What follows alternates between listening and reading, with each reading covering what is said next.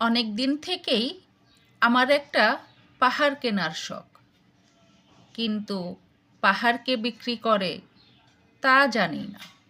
যদি তার দেখা পেতাম, দামের জন্য আটকাতো না।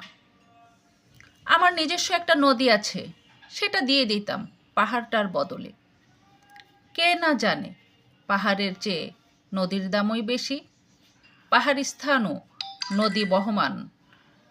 তবু আমি নদীর বদলে পাহাড়টাই কিনতাম, কারণ আমি ঠকতে চাই।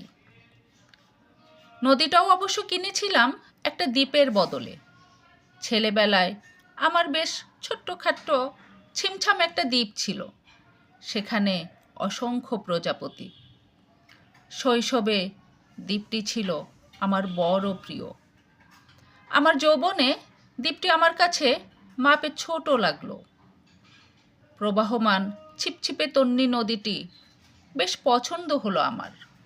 বন্ধুরা বলল, ওইটুকু একটা দ্বীপের বিনিময়ে এত বড় একটা নদী পেয়েছিস, খুব জিতেছিস তো। তখন জয়ের আনন্দে আমি বিহ্বল হতাম। তখন সত্যিই আমি ভালোবাসতাম নদীটিকে। নদী আমার অনেক প্রশ্নের উত্তর দিত, যেমন, বলো তো আজ সন্ধেবেলা বৃষ্টি হবে কি না।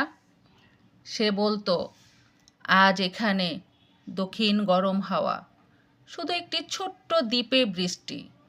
সে কি প্রবল বৃষ্টি, যেন একটা উৎসব।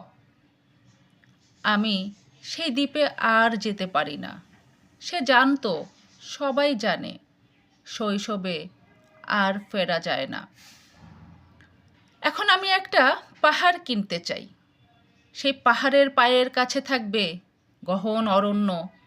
আমি সেই অরণ্য পার হয়ে যাব, তারপর শুধু রুক্ষ কঠিন পাহাড়, একেবারে চূড়ায়, মাথার খুব কাছে আকাশ, নিচে বিপুলা পৃথিবী, চরাচরের তীব্র নির্জনতা। আমার কণ্ঠস্বর সেখানে কেউ শুনতে পাবে না। আমি ঈশ্বর মানি না, তিনি আমার মাথার কাছে ঝুঁকে দাঁড়াবেন না। আমি শুধু 10 দিককে উদ্দেশ্য করে বলবো, প্রত্যেক মানুষই অহংকারী। এখানে আমি একা, এখানে আমার কোনো অহংকার নেই। এখানে জয়ী হবার বদলে ক্ষমা চাইতে ভালো লাগে। হে 10 দিক, আমি কোনো দোষ করিনি, আমাকে ক্ষমা করো, আমাকে ক্ষমা করো।